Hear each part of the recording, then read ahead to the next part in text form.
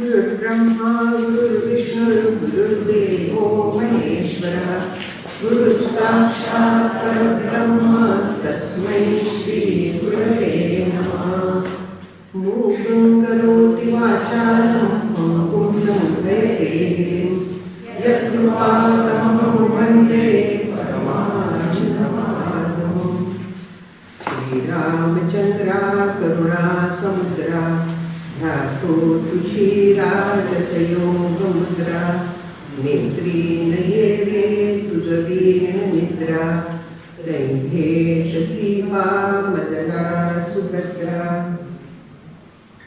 गणाधीश जोधीश सर्वा गुणांचा मुळारंभ आरंभ तो निर्गुणाचा नमो शारदा मूळ चत्वार वाचा गमो पंथ आनंद या राघवासा। जय जय रघुवीर समर्थ। सगळ्या संतांना आपल्याला सगळ्यांना नमस्कार।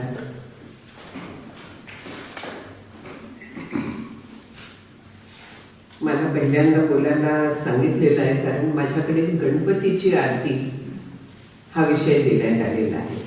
आणखीन आपल्याला कल्पना आहे की आपण सुरुवातीला नेहमी गणेश वंदना करतो, विघ्नहर्ता म्हणून या पद्धतीने आपण गणपतीची पूजा सुरुवातीला करतो। कुठच्याही पूजेच्या आधी आपण गणपतीची पूजा करतो।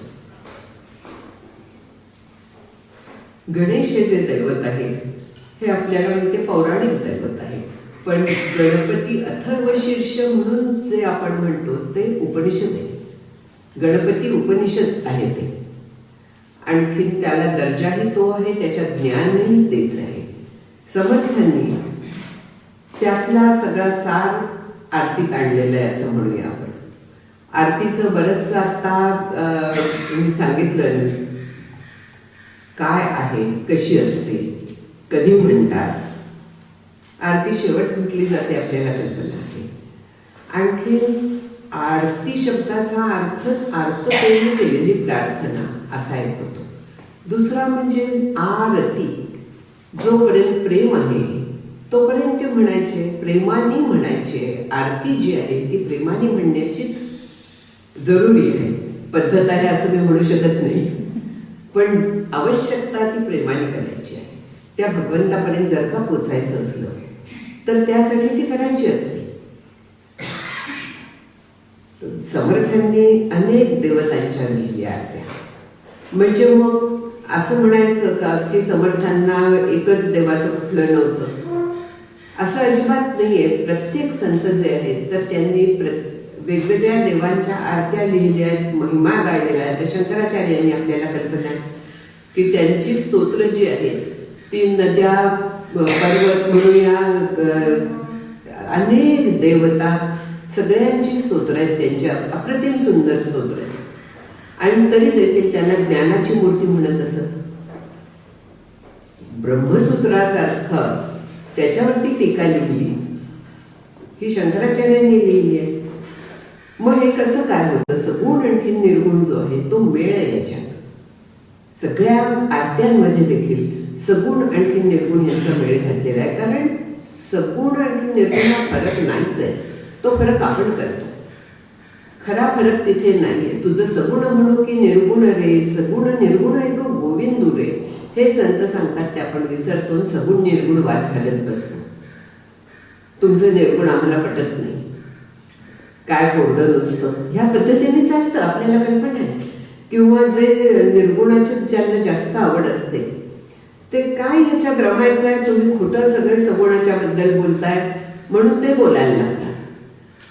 पण दोन्हीचा मेळ संतांनी घातलेला आहे। आरतीत देखील दोन्हीचा मेळ घातलेला आपल्याला दिसतो। सुरुवात जी आहे ती सुख करता दुःख हरता आपण म्हणताना काय म्हणतो, सुख करता दुःख हरता वार्ता विघ्नाची नुरवी असं नाही म्हणत। वार्ता विघ्नाची नुरवी पूर्वी प्रेम करतो आपण, म्हणजे प्रेम नुरवी आणखी पूर्वी हा त्याचा अर्थ होतो। पण अर्थ जर का आपण लक्षात घेतला तर वार्ता विघ्नाची नुरवी पूर्वी प्रेम कृपाजयाची.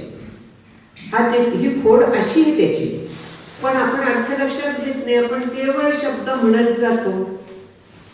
समर्थ नेहमी सांगतात, त्यांच्या दासबोधात देखील आहे,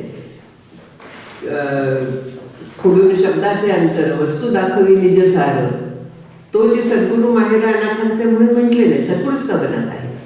पण एरवी देखील शब्द ते फलकट आणि अर्थ तो सार, असं त्यांनी म्हटलेलं आहे. मला ते एक्झॅक्ट ओळी आठवत नाहीये, पण त्यांनी हे स्पष्ट म्हटलेलं आहे. मग आपल्याला कुठचंही जेव्हा आपण ऐकायला जातो तेव्हा त्या शब्दातला अर्थ काय आहे तो अर्थ घ्यायचा आहे आपल्याला. आपण टरफलं काही शिजवून खात नाही. आतला भात तांदूळ तो आपण घेतो, त्याचा आपण स्वीकार करतो, ग्रहण करतो, पचवतो. तोच इथे आहे ना लागू, की शब्दाची फलकट टाकायची, त्यातला अर्थ सार घ्यायचा, तो आत्मसात करायचा, आणखीन तो जीवनात उतरवायचा. कुठच्याही आरतीचं, स्तोत्रांचं किंवा वाङ्मयाचं, गद्य वाङ्मय प्रत्येक ठिकाणी हा नियम लागू आहे, की जोपर्यंत आपण ते ग्रहण करत नाही, जोपर्यंत आपण ते पचवत नाही, तोपर्यंत ते अंगावरती चढणार नाही. संतांचे शब्द आहेत. हे अंगावरती चढतं, वर्चस्व त्याला म्हणतात, ज्ञानाचं तेज. तर ते अंगावरती दिसतं असं लोक म्हणतात.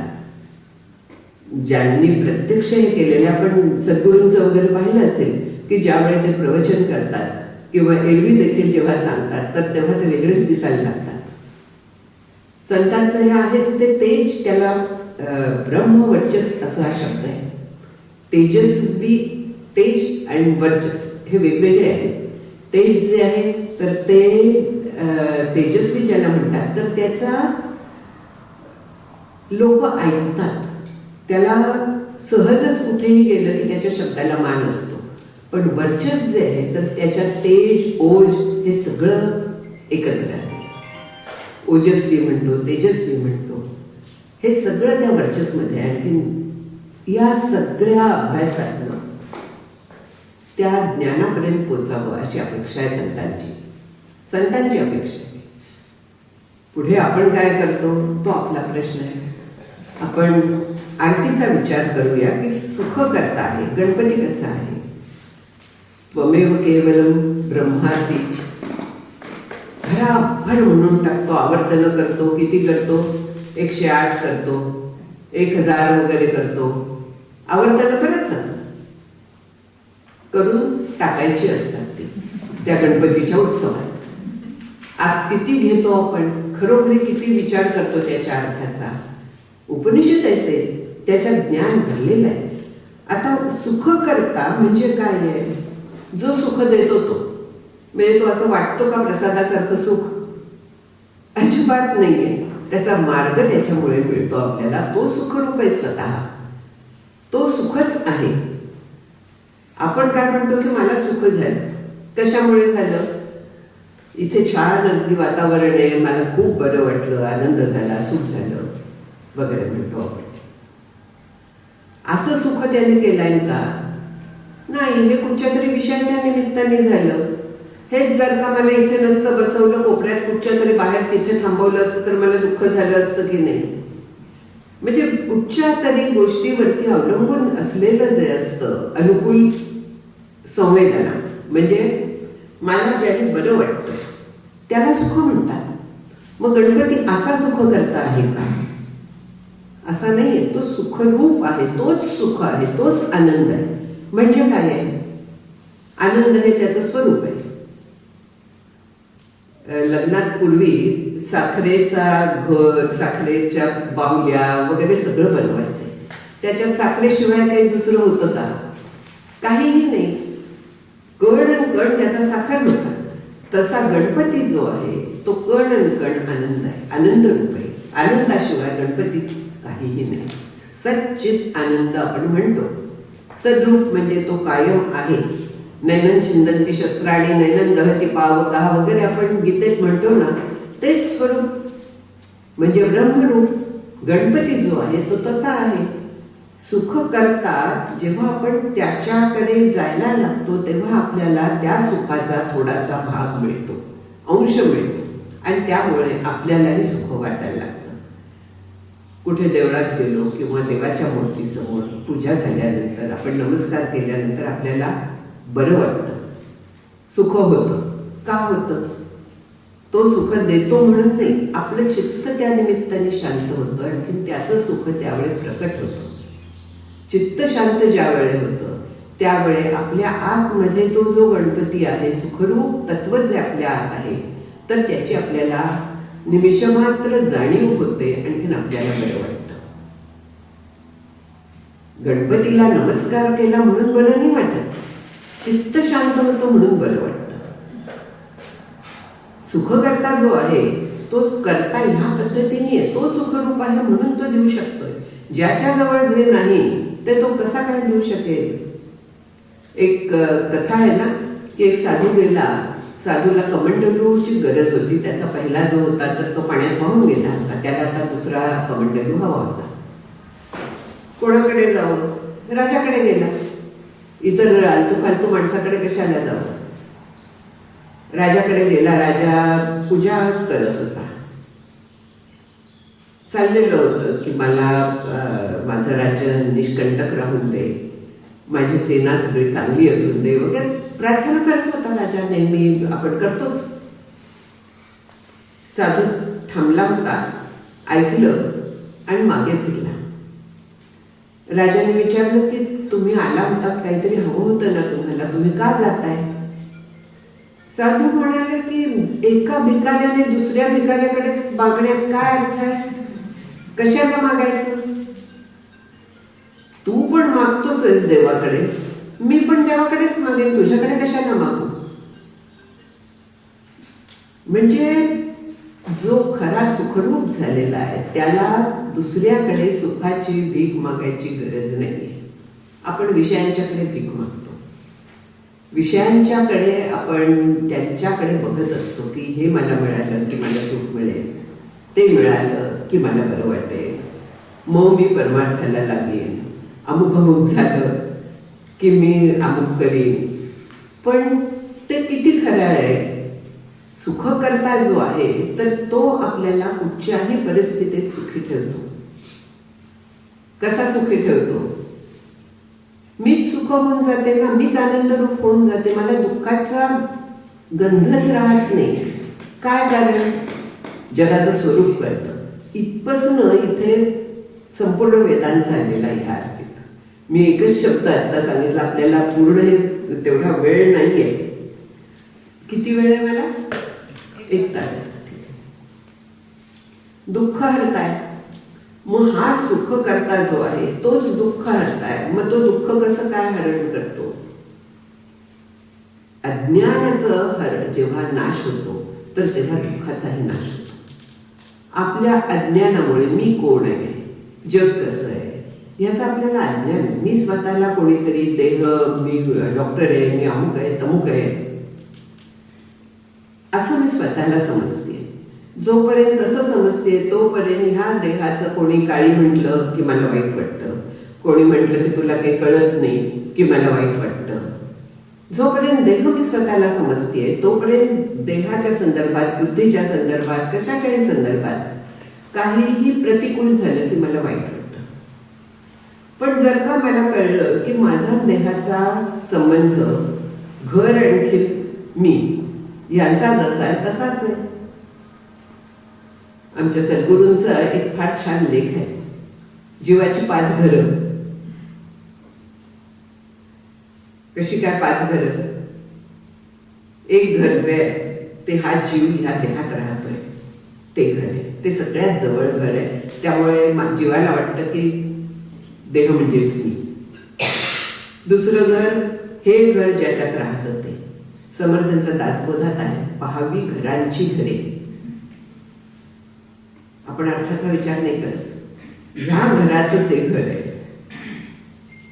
आणखीन, किंवा त्या घरात हे घर राहत आहे.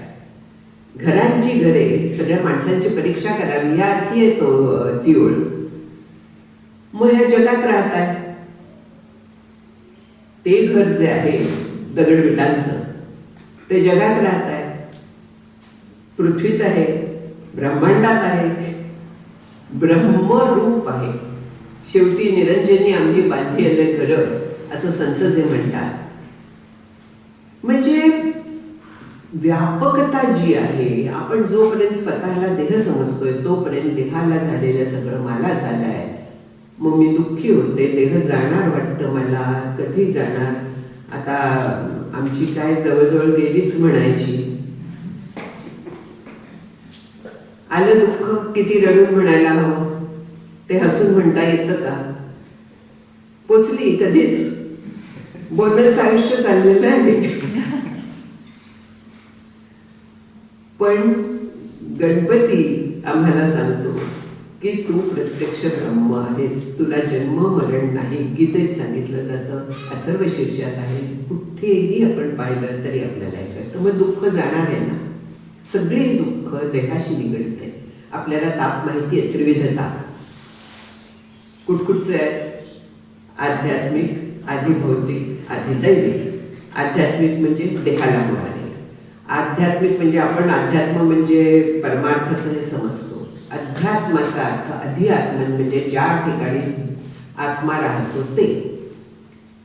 शरीर, ह्या शरीरात आत्मा बंदिस्त झाल्यासारखा आहे, म्हणून शरीराला अध्यात्म असं नाव आहे. आणि मग ह्या अध्यात्माच्या संदर्भात, या देहाच्या संदर्भातले जे ताप आहेत त्यांना आध्यात्मिक ताप असं नाव आहे. अधिभौतिक म्हणजे सगळ्या भूतांकडनं, भूत म्हणजे रात्री 12ला येतात ती नाही, पंचमहाभूत जी आहेत, तर त्यांच्यापासून जे ताप होतात ते अधिभौतिक ताप. म्हणजे दुसऱ्या व्यक्तीकडनं होणारे ताप देखील अधिभौतिक ताप, कारण ते देखील पंचमहाभूतांचे आहे. देह पंचभूतिक मेळावा शेखी जाईला पंचत्वा, माऊली सांगतात. समर्थ सांगतात की देह हाडांची मुळी. सॉरी, मी सोर्स इकडचा तिकडे गेला असेल, पण उभी बरोबर आहे, त्यातला अर्थ बरोबर आहे. पण सगळे संत आपल्याला हेच सांगतात की देहामध्ये राहतो, देहाला होणारे ताप देहाच्या जवळ ठेवावे ना. आपण कशाला आपल्या जवळ घ्यावे? मला होत आहेत कशाला म्हणावं, देहाला होत आहेत. देह बघून घे, मी आनंदात राहायचंय. दुःख हरता जो आहे ते दुःख असं जातं त्याचं. मग वार्ता विघ्नाची नुरवी. आपण दरवाजावरती गणपतीचं लावतो ना, एक भारतात तरी अनेक दरवाजांवरती गणपतीची छोटीशी मूर्ती असते बसवलेली. विघ्नांनो स्टॉप, पुढे यायचं नाही, मज्जा. अशा पद्धतीने थांबलेत कुठली वर्ण घरात शिरायची कधीही नाही. पण वार्ता विघ्नाची नुरवी म्हणजे मग तो काय करतो? अशा पद्धतीने विघ्न थांबवत नाही. विघ्न जी यायची ती प्रारब्धानुसार यायची, ती येणारच आहे. जे जसं घडणार आहे ते घडणारच आहे.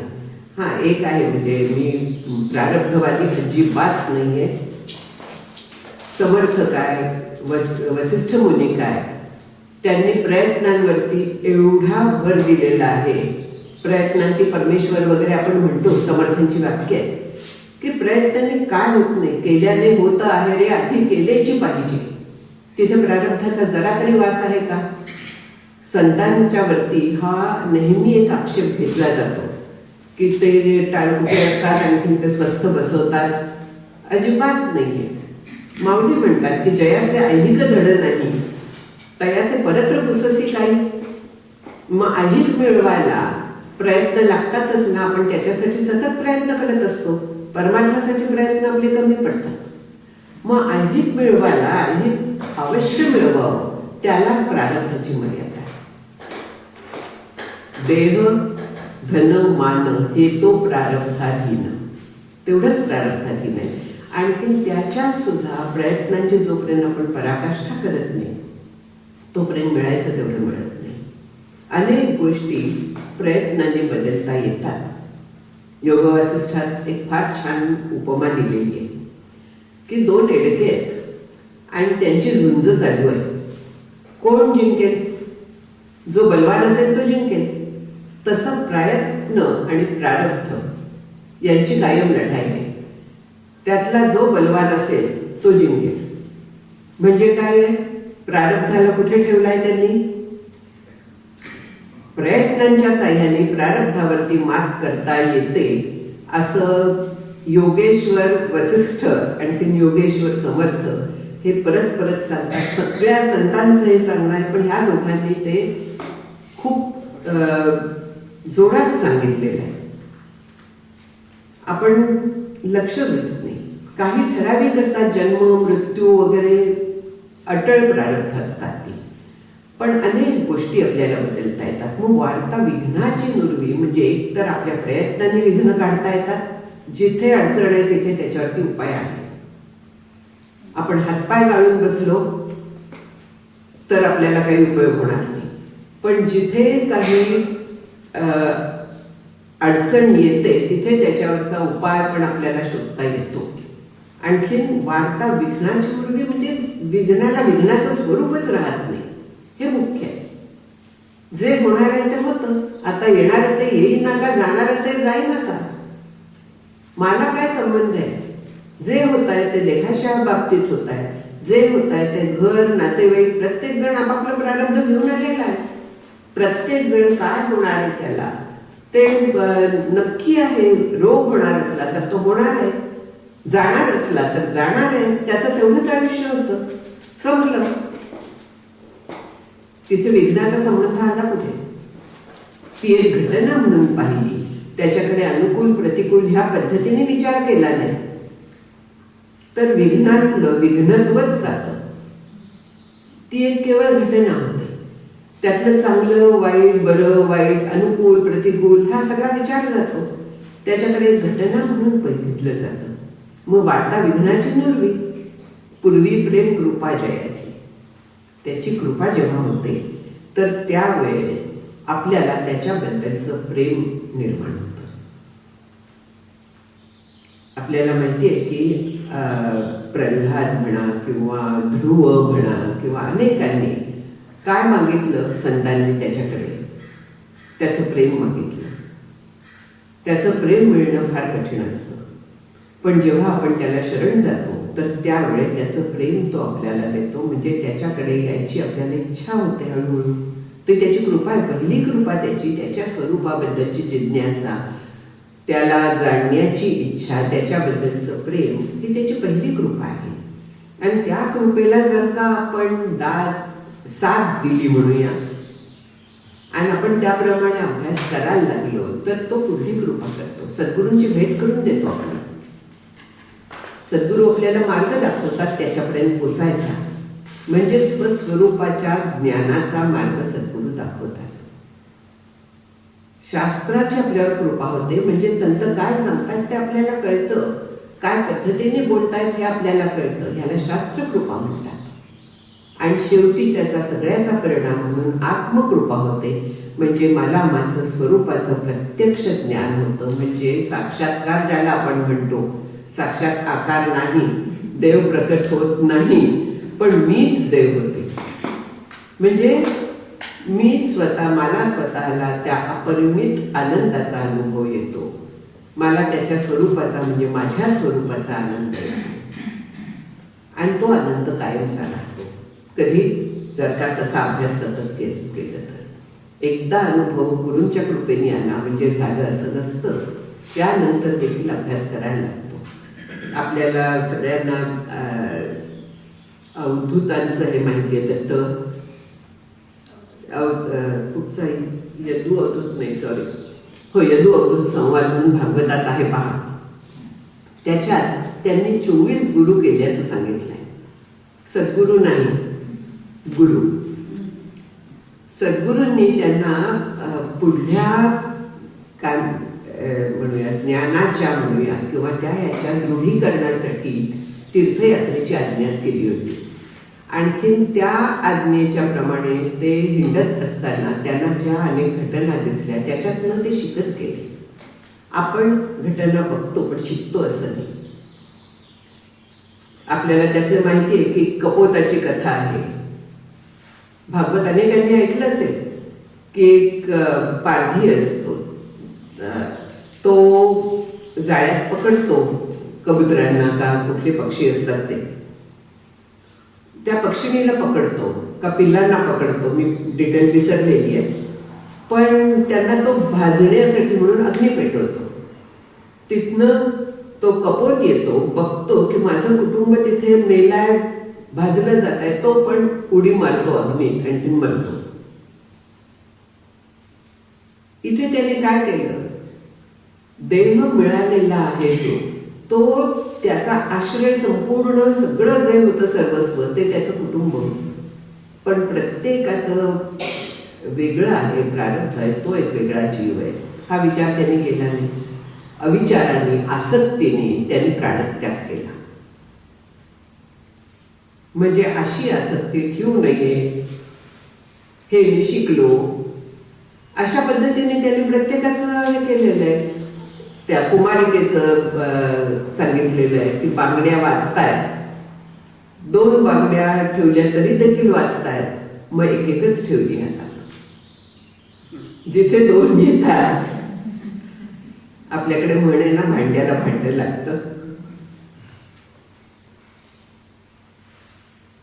आपण याचा अर्थ जंगलात जावं असा नाही, पण सगळीकडे एकत्व पाहायला शिकलो. जर का प्रत्येकाला स्वतःचं मत आहे हे जर का आपण शिकलो, प्रत्येकाला हिंदीच्या भाषेत स्पेस देणं, आपापली स्पेस, तर भांडणाचं काही कारण उरत नाही.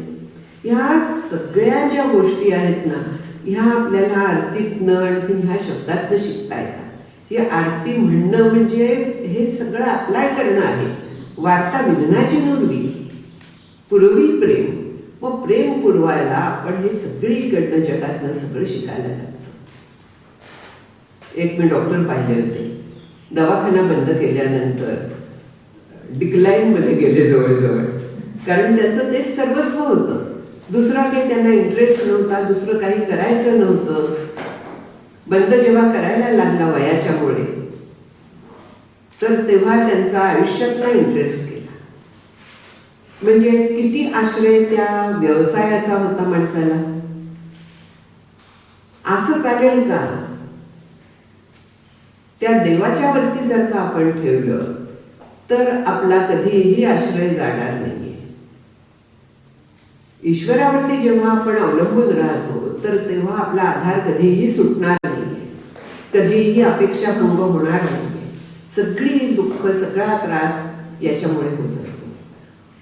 पण देव अनाथांचा देव आहे, तो सगळं बघत असतो. हे जर का लक्षात घेतलं, देवाच्या इच्छेने वर्तावे, देव करी गते पाहावे, त्याच्या इच्छेने वर्तावं. त्याची इच्छा म्हणजे मी पूर्वी केलेलं आहे तर त्याचीच फळं तो मला देतोय ना.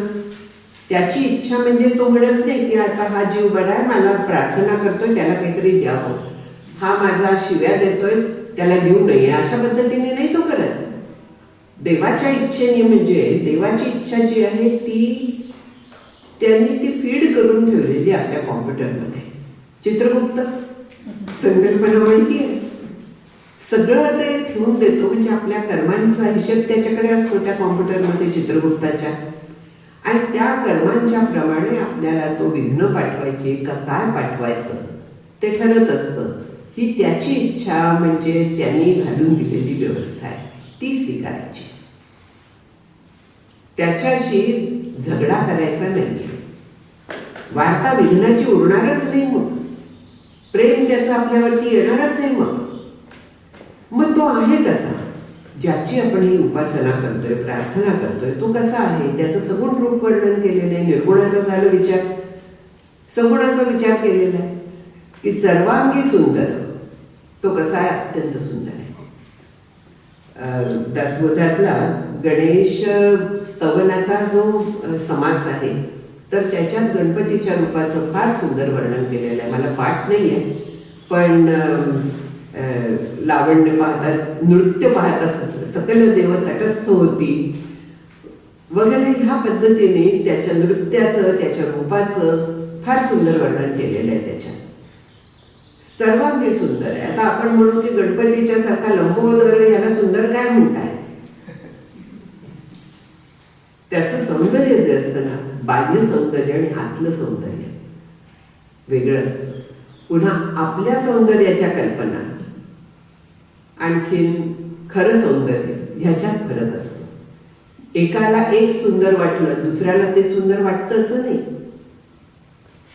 आपल्याकडे इथले काय म्हणूया गोऱ्या स्किनचे लोक येतात, त्यांना ब्राऊन व्हायचं असतं आणि आपल्या इकडे फेअर अँड लवली लावतात, आपल्याला गोरं व्हायचं असतं. म्हणजे सौंदर्याच्या कल्पना ज्या आहेत त्या प्रत्येकाच्या वेगळ्या आहेत. त्या इथे देव सुंदरच आहेत. सगळे देव जे आहेत अत्यंत आकर्षक आहेत, कारण आपलं चित्त वेधून घेतात. ते त्यांच्या पदाशी त्यांच्याशी आपल्याला जडून राहण्यासाठी, चित्त तिथे अडकून राहण्यासाठी सौंदर्य हे आवश्यक असतं. थोडासा स्वभाव आहे आपला की सौंदर्याकडे आपण आकृष्ट होतो, म्हणून आपले देव सगळे अतिशय सुंदर दाखवलेले आहेत. तसाच गणपती देखील त्याचा जो भाव असतो, त्याचे जे डोळे असतात अतिशय सुंदर आहेत. उटी शेंदुराची, उटी सर्वांगाला लावतात. शेंदूर आपल्याला माहिती आहे की गणपती किंवा हनुमंत शेंदूर लावतात. पूर्ण वैराग्याचं प्रतीक आहे, परिपूर्ण वैराग्य. वैराग्य म्हणजे काय आहे? सगळ्यापासून दूर जाणं नाहीये, तर जे काय आहे त्याच्यात आसक्ती नसणं हा वैराग्य आहे. मला अमुक हवंच हा आग्रह नसणं हे वैराग्य आहे. चांगली साडी आहे सिल्कची का नाही नेसायची? मी वैराग्याच्या नावाखाली टाकून द्यायची का? काय गरज आहे? अजिबात नाही. पण मला सिल्कच हवं. वैराग्याला बट्टा लागला, वाटोळं झालं त्याचं. जे काय असेल तर ते आनंदाने स्वीकारणं हे वैराग्य आहे. काल शिरा फार छान झाला होता, आज पण मला पाहिजे, ठेवून द्या माझ्यासाठी. परत वैराग्याला हरताळ. जे समोर येईल ते स्वीकारायचं आहे. म्हणजे चांगल्या गोष्टींना, लौकिकातल्या गोष्टींच्यासाठी प्रयत्न सोडायचा असा नाही. आपण सगळे इथे कशासाठी आलो? आपल्या उन्नतीसाठी आलो ना. त्याला कोणीही नाही म्हणत नाही. प्रपंची पाहिजे सुवर्ण, पण पुढचं परमार्थी पंचीकरण आहे आपण विसरतो. महावाक्याचे विवरण करिता सुटे हे तर पूर्णच मायावरती म्हणून या कुठेतरी अटॅक मध्ये टाकून देतो. ह्याला भागत्याग लक्षणा असं नाव आहे की त्या ओवीतला एक चरण घ्यायचा जो आपल्याला पटतो तेवढा, आणखीन बाकीचं सोडून द्यायचं. काही भाग स्वीकारायचा, काही टाकून द्यायचा.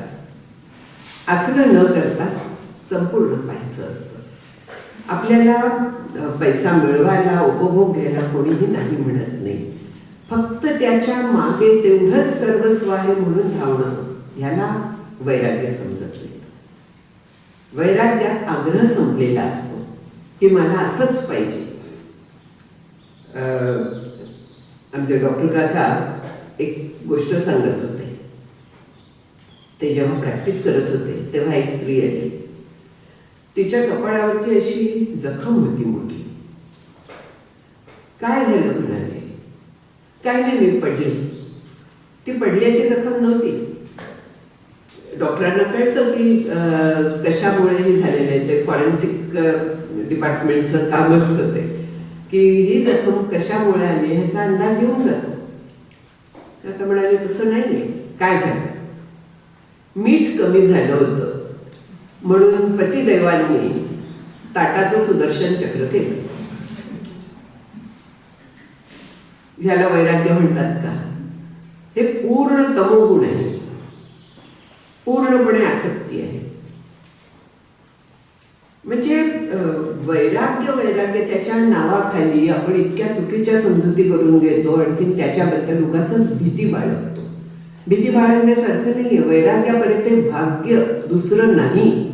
समर्थ सांगतात वैराग्य नाही ते अभाग्य, वैराग्य नसता योग्य परमार्थ नव्हे. वैराग्याला भाग्य म्हटलंय. कौपिनवंत खलु भाग्यवंत म्हणून शंकराचार्य म्हणतात. तिथे कौपिनवंत म्हणजे संन्यासी असं नाही, तर जे वैराग्य संपन्न आहेत दुसरा आनंदाची शिडी तैत्तरी या त्यांनी ह्याच्यात सांगितली की त्याच्यात म्हटलंय की अकामहत, श्रोत्रिय आणि अकामहत म्हणजे ज्याच्या कामना पूर्णपणे नष्ट झालेल्या आहेत असा जो आहे त्याचा आनंद ह्या जगात सगळ्यात श्रेष्ठ आनंद आहे. देवांच्या पेक्षा, ब्रह्मदेवापेक्षा, शंकराच्या आनंदापेक्षा अशाचा आनंद हा श्रेष्ठ आहे. इतकं त्या वैराग्याचं वर्णन आहे. आणि त्या वैराग्याला आपण घाबरतो. इथे तो जो आहे कुठी शेंदुराची लावलेली आहे त्यांनी पूर्णपणे तो वैराग्य संपन्न आहे असा हा गणपती आहे. आणखीन कंठी झळके माळ मुक्ता फळांची, मोत्यांची माळ आहे, शोभिवंत आहे, पण मोती गळ्यात आहेत. मोत्यांसारखे शब्द येत आहेत तोंडातनं, उपदेशाचे किंवा जे शब्द आहेत ते अतिशय सुंदर आहेत. जयदेव जयदेव दर्शन मात्रे मन कामना पूर्ती. कुठलं दर्शन? स्वरूप दर्शन. त्यांनी मनाची कामना पुरते, म्हणजे कामनांना पूर्ण विराम मिळतो. जे मला हवं ते मिळतं असं नाही त्याचा अर्थ. तर सगळ्या कामना ज्या आहेत त्या कामनाच संपतात, इच्छाच संपतात, इतकं परिपूर्ण वैराग्य येतं. दर्शन मात्रे मन कामना पूर्ती म्हणजे अशा कामना, हे लक्षात घ्यायचं. नाहीतर आपण वाट बघतो की मी त्या गणपतीची आरती केली, एवढं केलं, मला अजून हे मिळालं नाही, की कधीची मी मागते. ते मागणंच संपतं, त्याची इच्छाच राहत नाही. इतका आनंद आतमध्ये येतो त्याच्या स्वरूपाच्यामुळे की ह्या बाह्य गोष्टींच्या इच्छा संपतात. दर्शन मात्रे मन कामना पूर्ती. रत्नखचित परा तुझ गौरी कुमरा, चंदनाची उठे कुंकुम केशरा. अत्यंत शीतल येतो, अतिशय शीतल. आपल्याला पण तो निववतो. आपण त्रिविध तापांनी तापलेले असतो, तो आपल्याला निववतो. तो स्वतः निवलेला आहे पूर्णपणे. हिरे जडित मुकुट शोभतो परा, रुणझुणती नुपुरे चरणी घागरिया. सगळं सगुणाचं वर्णन आहे, पण त्याच्यावरती अनेक पद्धतीने हे बसवता येतात की हिरे जडित मुकुट, हिरा कसला असतो, काय असतो, कशाला हिरा म्हणायचं, आणि तो मस्तकावरती आहे. माऊलींनी देव मस्तकावरती कोणाला धरतो म्हटलाय? ज्ञानी भक्ताला म्हटलाय. तया ते मी माथा मुकुट करी असं म्हटलेलं आहे.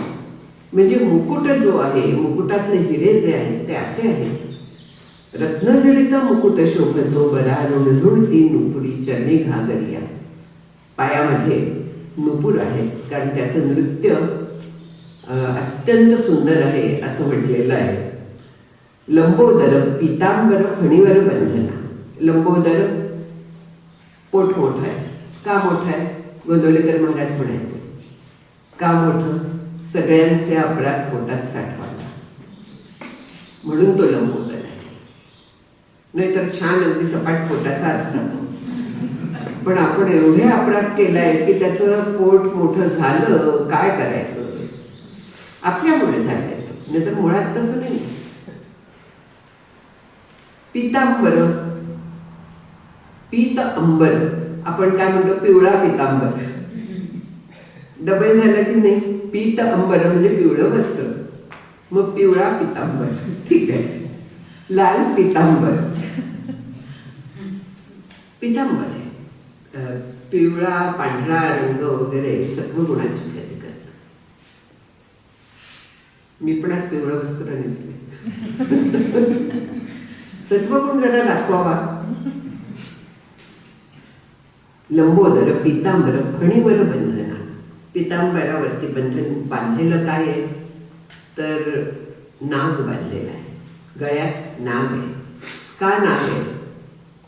नाग हे विषयांचं प्रतीक आहे आणि ते विषय त्यांच्या अंगा खांद्यावरती खेळतात, पण त्यांना ते चावत नाही. तिथे त्यांना विष त्यांचं बाधत नाही. म्हणजे विषय जरी उपभोगले तरी त्या विषयांचा अनुकूल प्रतिकूल त्यांच्या तिथे राहत नाही. ते त्यांना अट्रॅक्ट करत नाही. त्यांचं सत्यत्व तिथे गेलेलं असतं. विषय येऊन देत न येऊन देत, मला त्यांचं काय, मी त्यांच्यापासून वेगळा आहे, मी स्वरूप आहे, आणि हा सगळा भास आहे. तिथपर्यंत मी जात नाही, वेळही नाही आहे आपल्याला त्याचं स्वरूप कळायला. पण माऊलीने देखील अशा पद्धतीने फार छान ओवी आहे की विषय व्याळे मिठी तिथलिया मुठी उठी ताठी तो तुझी गुरुकृपा दृष्टी निर्विष होईल. विषय रूपी व्याळाने म्हणजे नागाने जी मिठी दिली त्याचं विष जे बांधलं ते सद्गुरूंना सांगतायत की तुमच्या दृष्टीने ते निर्विष झालं, म्हणजे त्यातलं सत्यत्वाचं विष गेलं आणि मग तो खेळेना का. आपण पाहिलेलं आहे की जे बिनविषारी साप असतात तर ते गारुडी किंवा सर्पमित्र अगदी गळ्यात सुद्धा घालतात, त्यातलं विषच गेलेलं असतं, ते काय बांधणार आहे. तसं नाग जरी असला तरी देखील त्याचं सत्यत्वाचं जगातलं विष गेलेलं आहे. म्हणून तो जो आहे तर तो बंधनासारखा किंवा गळ्यात हारासारखा तो धारण करतो. सरळ सोंड विवेक आहे, विवेकाचं प्रतीक आहे. आणि विवेकाच्या शिवाय वैराग्याला शोभा नाही, विवेकाच्या शिवाय परमार्थ नाही. विवेक हा आपल्याला योग्य अयोग्य, सत्य काय आहे, नित्य काय आहे, हे सगळं आपल्याला निवडता येतं. त्याला विवेक असं म्हणतात. अरे मी समजले की 10 वाजायला आले म्हणून मी उड्या मारायला लागले होते. ठीक आहे. तर सरळ सोंड जी आहे ती पूर्णपणे विवेकाचं प्रतीक आहे. विवेक आपल्याला नेहमी आपण म्हणतो की जरा सारासा विवेक ठेव, काहीतरी वागणार म्हणजे काय, फायदा काय आहे तुझा, कशात आहे तो बघ, तोटा कशात आहे ते बघ, म्हणजे ह्याला आपण विवेक म्हणतो. जे काय चांगलं आहे काय वाईट आहे त्याप्रमाणे निवड, ह्याला आपण विवेक म्हणतो. परमार्थात विवेक जे आहेत ते 3-4 पद्धतीने वापरले जातात. एक म्हणजे आत्मानात्म विवेक, म्हणजे आत्मतत्व काय, आणखीन अनात्मतत्व काय, जड चेतन विवेक. जड काय म्हणजे अचेतन काय, आणखीन चेतन काय, हा विवेक असतो. नित्यानित्य विवेक, कायम टिकणारं काय आहे, आणखीन जाणारं काय. सत्य नृत्य विवेक म्हणजे सत्य आणि अनृत. परत सत्य काय आहे, आणखीन खोटं काय आहे, सगळ्याचा अर्थ एकच आहे. जे नित्य आहे तेच आत्मतत्व आहे, जे सत्य आहे ते आत्मतत्व आहे. नित्य म्हणजे कालातीत आहे. कालत्रयातीत हा गणपतीला म्हणतो ना आपण. कालत्रयातीत म्हणजे आपण काळ जो मोजतो तर तो काल उद्या परवा वगैरे ह्या तऱ्हेने असा मोजतो, तासात मोजतो. पण सूर्यावरती हा काळ अवलंबून आहे. सूर्य नव्हता तेव्हा काळ कुठे होता. काळ जो आहे तर ती संकल्पना कुठे होती. कालत्रयातीत हे जे म्हटलेलं आहे तर ते हे सगळं विश्व निर्माण होण्याच्या आधी पण परब्रह्म होतं. विश्व निर्माण झालाय तरी पण ते जसंच्या तसं आहे. आणि विश्व गेल्यानंतर ज्या वेळेला आपण पृथ्वीचा विचार करतो पण ब्रह्मांडाचा देखील पूर्णपणे जेव्हा प्रलय होतो, ती जेव्हा नाहीशी होतात तेव्हा देखील ते तत्व आहे. मांडुक्य उपनिषदात एक फार छान कारिका आहे. कारिका म्हणजे श्लोक, काही एक्सप्लेनेटिव्ह, ज्याच्यात म्हटलेलं आहे की आदौ अंतौ च यन् नास्ति वर्तमानेपि तत्तथा. म्हणजे आधी आणखीन शेवटी. आता हे फुल म्हणूया, आज इथे आहे. 2-3 दिवसांपूर्वी काय अवस्थेत होतं हे फुल नव्हतं. 2 दिवसांनी काय होणार आहे, जाणार आहे सोडून. मग आज काय येते, त्याचं जे अस्तित्व आहे हे शाश्वत आहे का, खरं आहे का, नाहीये. आपण हे स्वीकारतो. देहाच्या बाबतीत स्वीकारतो का, जगाच्या बाबतीत स्वीकारतो का, ते स्वीकारायचं. आदौ अंतौ च यन् नास्ति म्हणजे हा नित्यानित्य विवेक आहे. नित्य तत्व जे आहे, सत्य तत्व जे आहे ते त्रिकालाबाधित आहे. विश्व जेव्हा नव्हतं तेव्हा पण ते होतं, विश्व आहे तरी तेच आहे फक्त, आणखीन विश्व संपल्यावर पण तेच आहे. म्हणून त्याच्यावरती आपली नजर ठेवावी. सगळीकडे ते व्यापू नये हा विचार करणं की जे काय दिसत आहे ते अशाश्वत आहे, ते जाणार आहे, म्हणून त्याच्यात आपण गुंतू नये, आसक्ती ठेवू नये, त्याचा विचार फार करू नये. मिळालं उत्तम, नाही मिळालं उत्तम, अशी जर का आपल्याला समत्व दृष्टी आली तर तो विवेक वापरला असं होतं. जो विवेक वापरायचा तो असा आहे आत्मानात्म विवेकात. आत्मतत्व म्हणजे ते चेतनात असतं. समोर कोणी आलं त्यातल्या तत्वावरती लक्ष ठेवायचं. देह जो आहे तो पंचभूत मेळावा, मगाशीच म्हटलं 5 महाभूतांचा झालेला आहे. आपल्याला वाटतं की तो चेतन आहे, जिवंत आहे, पण वडिले गेली हे प्रचिती वगैरे समर्थ म्हणतात. म्हणजे काय, आपण नेहमी बघतो ना अनेक जण जातात, म्हणजे कोण जातं त्यातलं, देह तर राहतो, त्यातनं काय निघून जातं, जीव निघून जातो ना, प्राण जातो आपण म्हणतो, तो गेला म्हणतो. तो तर तिथेच आहे, आपल्याला ज्याला आपण तो समजत होतो, ती समजत होतो, ते तिथेच आहेत सगळे, पण तरी देखील आपण म्हणतो की गेला.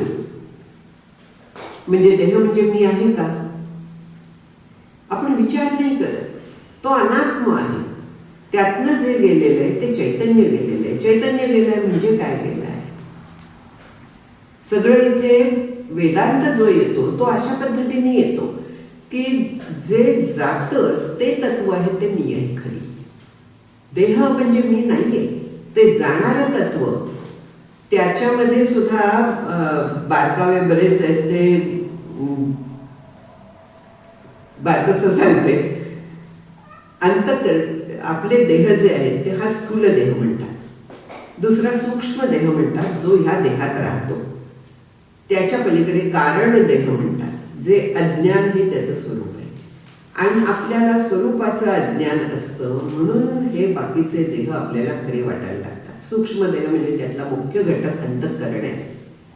मन, बुद्धी, चित्त, अहंकार ह्याला अंतःकरण म्हणतात. आणि हे अंतःकरण अतिशय स्वच्छ असतं. स्वच्छ म्हणजे ही जी दिसणारी महाभूत आहेत त्यातला सूक्ष्म जो भाग असतो, आपल्याला माहिती आहे अणूंनी वगैरे सगळं एकत्र येऊन जग बनलेलं आहे, आपण म्हणतो असं. त्या अणू आपल्याला दिसत नाही, त्याच्याहून सूक्ष्म जे तत्व आहे पंचमहाभूत, पृथ्वी, आप, तेज, वायू, आकाश, यांचं जे सूक्ष्म तत्व आहे त्याच्यापासून ते मन, बुद्धी, चित्त, अहंकार वगैरे तयार झालेले आहे असं आपलं वेदांत शास्त्र सांगतं. आणखी त्या तत्वामध्ये ब्रह्मतत्वाचा ज्ञान प्रकाश स्वीकारण्याची ताकद आहे, कारण ते स्वच्छ आहे. प्रत्येक गोष्ट, आता आरसा चकचकीत असला प्रतिबिंब स्वीकारतो, तेच दगडात प्रतिबिंब पडणार आहे का, नाही पडणार, तो स्वच्छ नाहीये. स्फटिकासारखं किंवा स्वच्छ काच असली, या काचा स्वच्छ आहेत, आपल्याला पलीकडचं सगळं दिसत आहे, सूर्यप्रकाश आत येऊ शकतो. तेच जर का त्याच्यावरती खूप धूळ बसलेली असली नाही येणार प्रकाशात. तसं हे जे आपलं अंतःकरण तत्व आहे ते अतिशय स्वच्छ आहे आणि त्याच्यात हा ज्ञान प्रकाश पाहतो. सगळीकडे ब्रह्मतत्व आहे, व्यापून आहे, पण इथे ज्ञान प्रकाश स्वीकारण्याची ताकद आहे. आता ह्या इथे आपल्याला दिसत आहेत दिवे, जर का त्याच्यावरची काच काढली तर त्याचा प्रकाश कमी होतो की नाही, होतो कमी, नेहमी अगदी. कंदिलाच्या बाबतीत वगैरे पूर्वी असायचे बघा, दिवे जे आपण त्याच्यावरती काच ठेवली की त्याचा प्रकाश वाढतो. का वाढतो, काच पण प्रकाश घेते आणि तो रिफ्लेक्ट करते. तसं अंतःकरण हा ज्ञान प्रकाश घेतं, अंतःकरण देह व्यापून टाकतं. आणखीन ते जे चैतन्य असतं ब्रह्मतत्वाचं, ते जे ज्ञानप्रकाश आहे तो संपूर्ण शरीरात आपल्याला व्यापून राहतो. म्हणून आपल्याला वाटतं की हा देह चेतन आहे. ते चैतन्य व्यापून असतं तिथे. आणि ते जे चैतन्य आहे ते अंतःकरणात, तो ज्ञानप्रकाश, ते चैतन्य ते अंतःकरणात आहे. आता अंतःकरणच सोडून जातं जेव्हा देह पडतो तेव्हा. अंतःकरण सोडून गेलं की त्याच्याबरोबर तो प्रकाश गेला की नाही. मग देहाचं चैतन्य कुठे गेलं? गेलं दुसऱ्या देहात. दुसरा देह मग मिळतो त्या अंतःकरणाला. त्याला आपण पुनर्जन्म म्हणतो. हा देह टाकतो. मग हा देह खरा आहे का, हा विचार करणं आणि त्या देहात न अडकणं, ह्याला विवेक असं म्हणतात. विवेक जो आहे तर तो हा सगळा विचार ठेवणं. अंतःकरण तरी शाश्वत आहे का, ते देखील पंचमहाभूतांचं आहे म्हणून सांगितलं. मग मी बुद्धिमान आहे वगैरे, मी खरी आहे का अंतःकरण? नाही. त्यातला प्रकाश म्हणजे मी खरी आहे. त्या प्रकाशावरती लक्ष ठेवायचं. असं जेव्हा केलं जातं तर त्यावेळी त्याला विवेक वापरणं असं म्हणतात. सारासार विवेक. सगळ्याचं सार ते आहे. ऊस असतो, आपल्याला त्याच्यातला रस हा सार असतो की नाही. आपण बाकस टाकून देतो. आंबा, आंब्याचे दिवस आहेत, रस घेतो आणि सालं आणखीन बाठी टाकून देतो. पण आपलं काय होतं, त्या बाठींसारखं होतं. कितीही बाठ पिळली तरी त्याला थोडा रस राहतो. आपण तसे चिकटलेले असतो संसाराला. याच दिवसात फणस पण येतात. फणसाचा गरा कसा पटकन पूर्णपणे अलिप्त निघतो, तसं व्हायचं असतं. पण दुसरी गंमत सांगते. आंबा जेव्हा पाडायला येतो तेव्हा झाडापासून आपोआप सुटतो. झाड त्याला पकडून ठेवत नाही. याच्या उलट फणस जेव्हा पिकतो तेव्हा देठापासून सुटत नाही. तो कुजून जवळजवळ देठ तसंच राहतं, आणखीन फणस खाली पडतो. ते झाड पकडून ठेवायचा प्रयत्न करतं. म्हणजे आपल्याला या झाडांपासून सुद्धा कितीतरी गोष्टी शिकतायत. चिक्कूची बी अशी छान कोरडी बाहेर पडते. तसं राहायचंय, तिथेच राहायचंय, पण तसं राहायचंय. त्याला चिकटायचं नाही. ते सारखं धरून ठेवायचं नाही आंब्याच्या कोळीसारखं. ते धरून ठेवलं की आपण अडकतो. मग आपल्याला वार्ता विघ्नाची, नुरवी वगैरे काहीही होणार नाहीये. मग आपण या संसारातच अडकलेले राहू, सुख दुःख भोगतच राहू. केवळ सुख पाहिजे. आपण सगळे आनंदासाठी प्रयत्न करतोय, आपल्याला कळत नाहीये ते. एक फार छान ओवी आहे की देखे मनुष्य जात सकळ, ते स्वभावता भजनशील, जाहले असती केवळ माझ्याच ठाई. संपूर्ण मनुष्य जात, कुठलेही आफ्रिका असो, अंटार्क्टिक असो, कुठलेही माणसं असली तरी ती माझंच भजन करतात असं भगवान म्हणतात. कोण करताय कृष्णाचं भजन सारखं? पण तरी पण करतात. म्हणजे काय आहे, माझं स्वरूप काय आहे, मी आनंद रूप आहे. आणि जगातली प्रत्येक व्यक्ती ही आनंदाच्यासाठी प्रयत्न करत असते. म्हणजे मग कोणाचं भजन करते? त्याचंच करते ना. हा विचार आहे सगळ्या परमार्थाच्या मागे, आपल्या जीवनाच्या मागे, आपण आनंदाच्या मागे, सुखाच्या मागे असं धावत असतो. आणि तुझे आहे तुझं पाशी परी, तू जागा चुकल अशी, ह्या पद्धतीने आपण वागतो. जिथे सुख आहे तिथे न शोधता, जिथे नाही तिथे शोधतो. एक म्हातारी होती माझ्यासारखी. त्या काळात दिवे होते. ती शिवत होती. आणखीन तिच्या हातातनं सुईत दोरा होताना त्रास होतो ना, आता नीट दिसत नाही, तर सुईत दोरा होताना सुई हातातनं सटकली. ग्रिप पण जरा कमी होते, हाताचं फ्लेक्सिबिलिटी, डेक्स्ट्रिटी हे सगळे कमी होऊन जाते. हातातनं सुई सटकली. शोधायला लागली. उजेड चांगला नव्हता.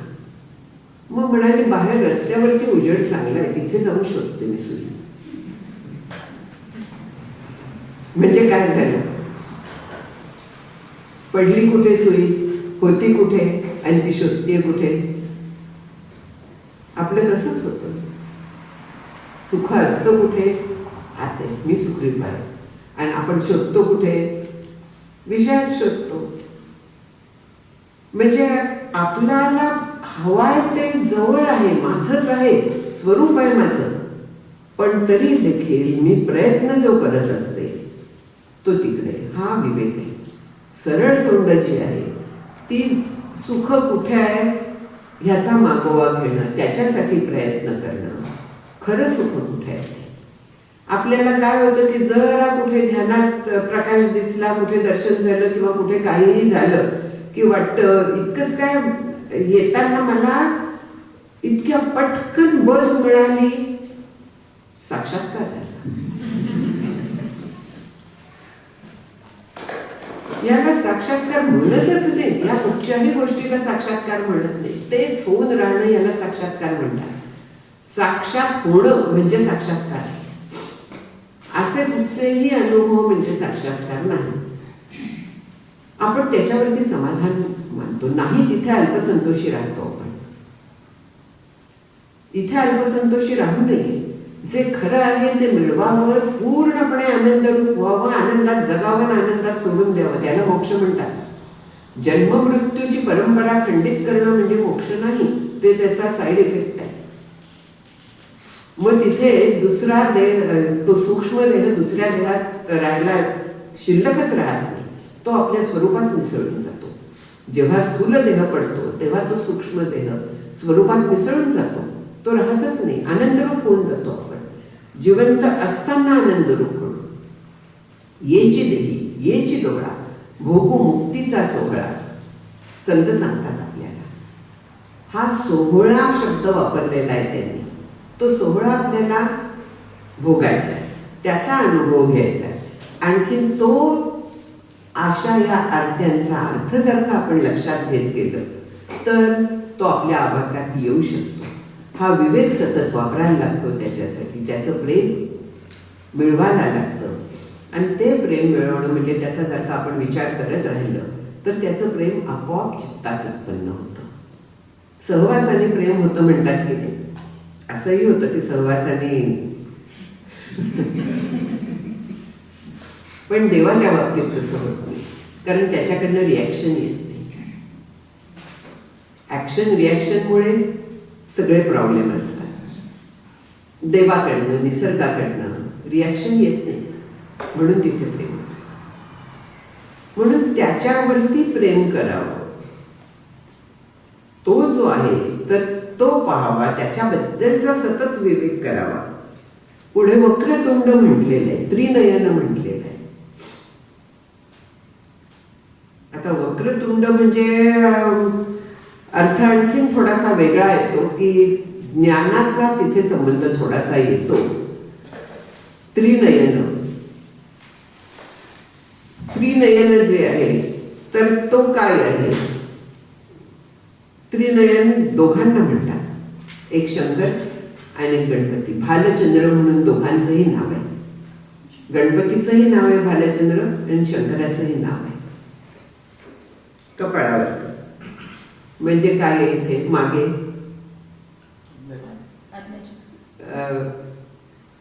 आज्ञाचक्र आहे. मेडिकलच्या ह्याच्यात पिच्युटरी ग्लँड आहे. तो आपल्याला संबंध लावायचा नाहीये, पण आज्ञाचक्र आहे तिथे मागे. आणखीन ते चक्र म्हणजे सहस्रार चक्रापर्यंत पोचायचं हे आहे. तिथे ज्ञानाचा डोळा उघडतो म्हणजे जगाचं स्वरूप पक्क होऊन जातं. जग कसं आहे? कायम टिकणार आहे का? नाहीये. ज्याला जगाचा बाध करणं असं नाव आहे शास्त्रात. कायम टिकणारं नाहीये. जसं दिसताय तसं नाहीये. आज दिसताय, उद्या जाणार आहे. आज असं आहे, उद्या संपणार आहे. एवढी मोठी मोठी शहरं होती. काय झालं पुढे त्यांचं? द्वारका आता आपल्याला सापडली आहे समुद्रात. पण पूर्वी द्वारका म्हणजे द्वापर युगात केवढं मोठं शहर होतं.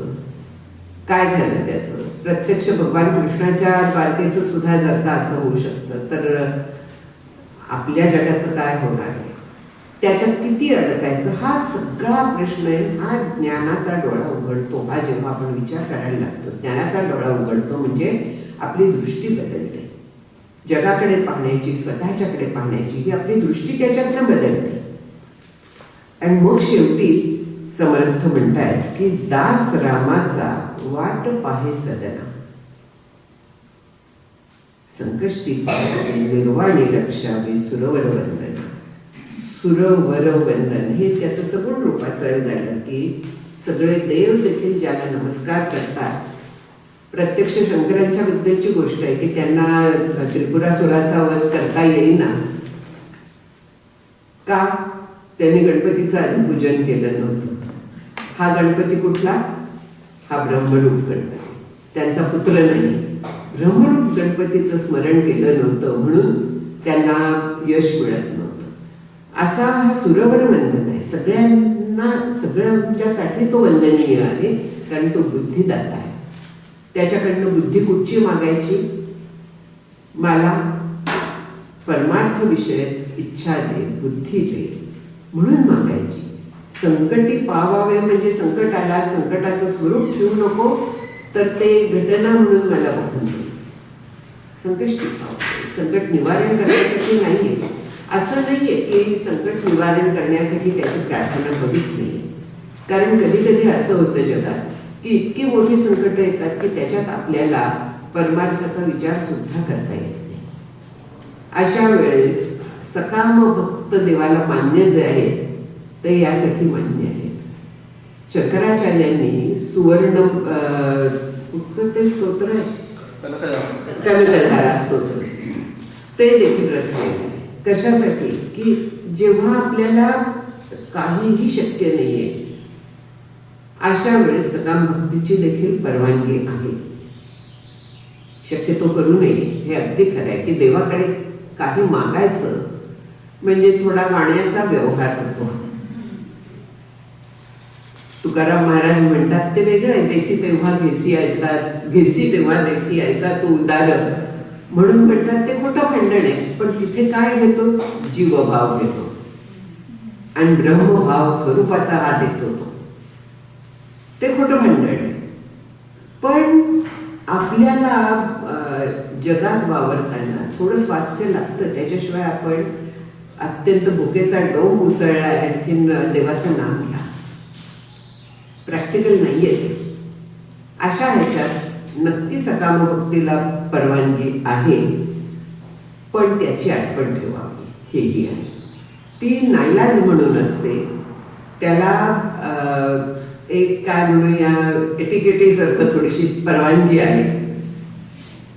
खरं तसं करावं अशी नाही, पण त्याच्यात दोष नाहीये. जे मागतोय ते देवाकडे मागतोय म्हणून त्याच्यात दोष नाहीये. म्हणून संकष्टी पावावे हे काहीही प्रश्न नाहीये, त्याला प्रार्थना करायला हरकत नाहीये. पण खरं संकट मी देह समजतेय, स्वतःला सुखी होतीये, दुःखी होतीये, हे खरं संकट आहे. त्याच्यातनं मला तू पार कर. मी तुझी वाट बघतोय, वाट पाहे सदना. आता हे सदन कुठलं हाही विचार करायला हवा की ते कुठच्या सदनात पोचलाय आणि त्याची वाट बघताय. चित्त शुद्ध झालेलं आहे, शांत झालेलं आहे, सगळ्या बाजूने तयारी झालेली आहे. आता फक्त तो यायची वाट आहे. चित्त शुद्ध झाल्याशिवाय त्याची भेट होत नाही. चित्त शुद्ध कधी होतं?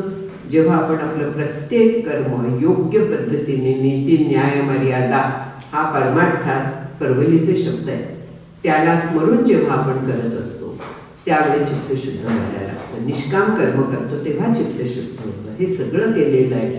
आता मी तुझी वाट बघतोय, वाट पाहे सदना, तू ये. साथ घालताय, आरती करताय. अशा पद्धतीने कुठलीही जर का आरती आपण पाहिली तर त्याचा अर्थ आपण जितक्या खोलात शिरून आरती म्हणताना जर का त्या शब्दांचा आपण मागोवा घेत गेलो, अर्थाचा मागोवा घेत गेलो, तर आपल्याला आरतीचा आनंद खराखुरा मिळू शकेल. आणि नुसता आनंद नाही तर त्याचं खरं फळ मिळू शकेल. आरतीचं फळ जे आहे ते शेवटी आपण ईश्वराच्या जवळ जाणं, आनंद मिळणं हे आहे आणि ते आपल्याला मिळू शकेल. आपल्याला सगळ्यांना ते मिळावं अशी प्रार्थना करते मी सद्गुरूंच्या जवळ, रामरायाजवळ, गणपतीच्या जवळ आणि थांबते.